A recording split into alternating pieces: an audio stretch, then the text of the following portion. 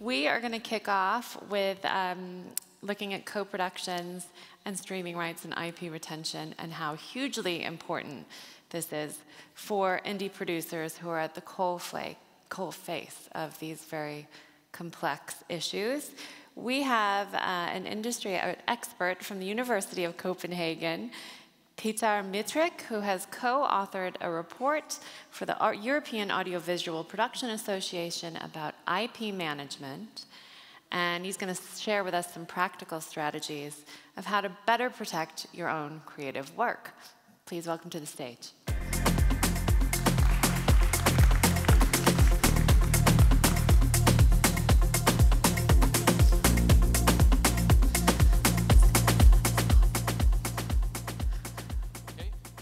Hi everyone, I'm Petar Mitric from the University of Copenhagen, and my presentation today will be based on the report as announced that I co-wrote with my colleague Christopher Mir from University Carlos III from Madrid.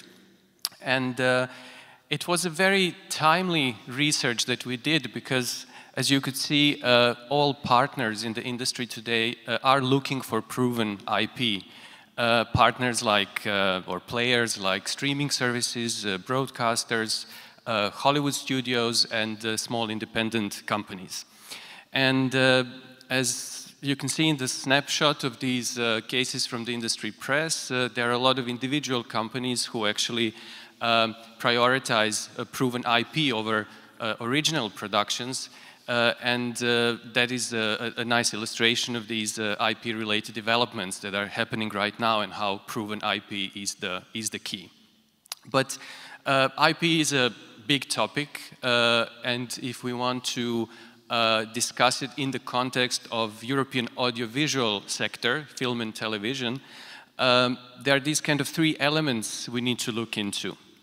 The first element is definition of the function. What is IP in the European context, and how it functions in European film and TV, and what are the benefits of keeping it.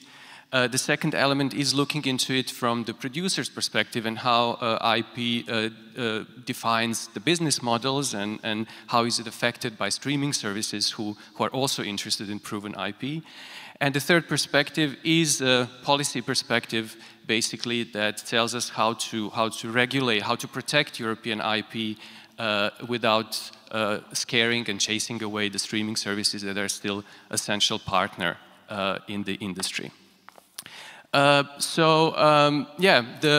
function of the IP in this specific European context is through actually happens through three set of rights. The first rights are copyright ownership, linked to copyright ownership, meaning that producers can own the right to final version of their product, own the right to copyright of their final product.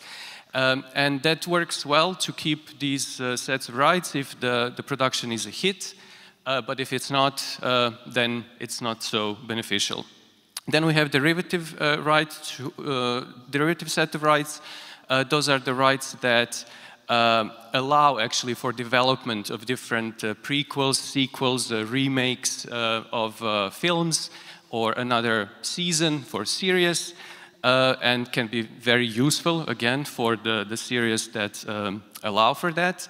And we have ancillary rights that allow for creation of some merchandises, like different kinds of consumers products, toys, video games, books, and that's particularly useful for animation and family genre. If we see how producers relate to these different types of rights, we can define three basic business models. The first business model is the one where producers actually keep all the IP rights for themselves. And that happens when they basically finance most of the productions, either through soft money and licensing or through co-production funding.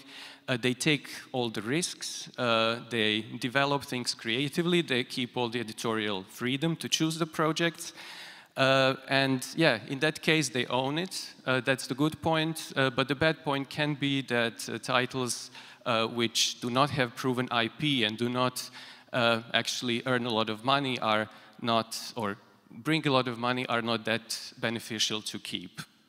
The second model we define is the so-called streamer model, which is completely opposite. So in this model, producers actually do not have this risk, financial risk, because it's the streamers who either buy out all the development costs and investments producers did. They also provide the rest of the funding and give a big fee. But streaming services in this case keep all IP rights, as we said. Producers also very often have much less editorial freedom and creative independence. It also reduces the number of international sales and distribution windows. And finally, if such project, the project that came out of this business model, is a hit, a producer doesn't earn extra money.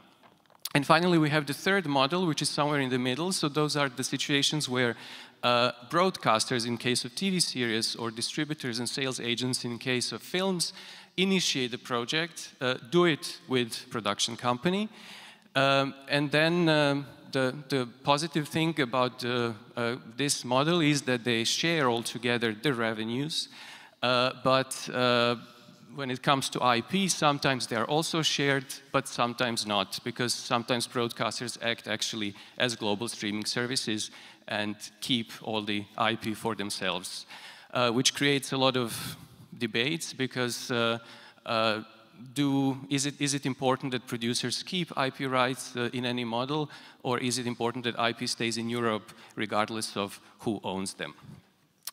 So, in order to allow producers to choose the best production, the best business model for every project, and to protect IP or make it stay in Europe, we came up with three sort of policy recommendations. The first policy recommendations deals with defining independent production in a way that the definition includes the IP clause. This recommendation can be implemented in a way that it fits the European definition provided by AVMSD directive or Creative Europe guidelines, but it's also introduced into the national audiovisual law.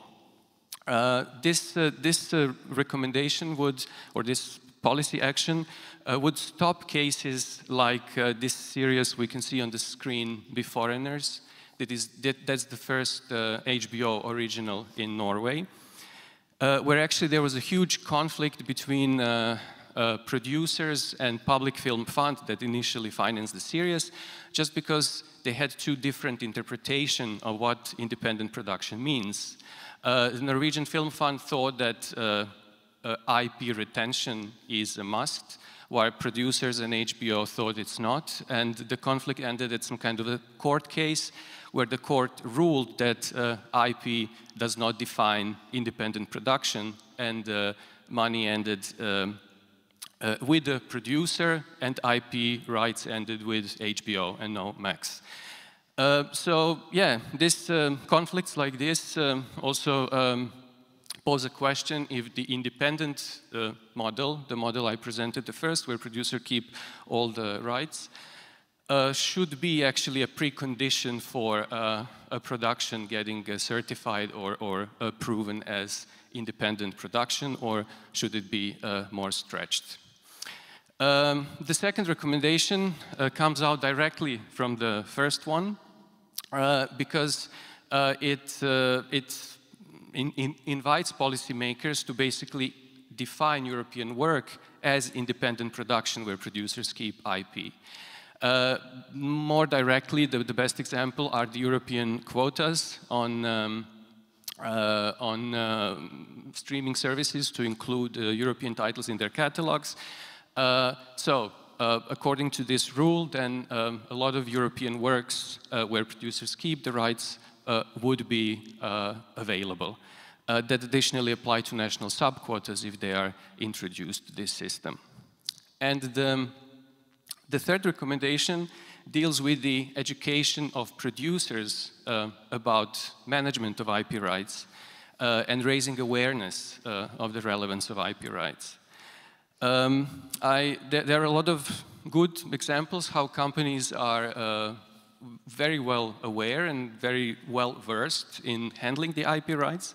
But in our report, we decided to focus on this Croatian case, company Drugi Plan, because it's also a case that shows how small and low-capacity European countries like Croatia can have companies with very diverse portfolio of different business model, where producers actually mastered this skill of attaching the right business model with the right project. But this case also shows how it is essential that producers get more public support while developing IP. Because projects by Drugi Plan that are classical co-production and that where producers keep the rights are the projects that benefited a lot from development funding schemes like Creative Europe co-development scheme, or from Eurimage co-production, serious co-production, or from financial obligations in form of levies for streaming services to invest into local productions and local broadcasters and so on. So it's not essential just to educate producers, but also to give them some financial backing that will strengthen their negotiation positions when they approach streamers, so they are not too vulnerable. And the last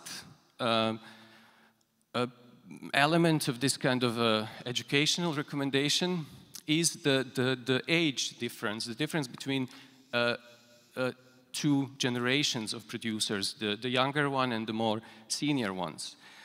Because that can be illustrated with this example, this survey that was conducted on a sample of 600 very young producers. That showed how actually little young producers can be aware of IP and its relevance for producers' independence.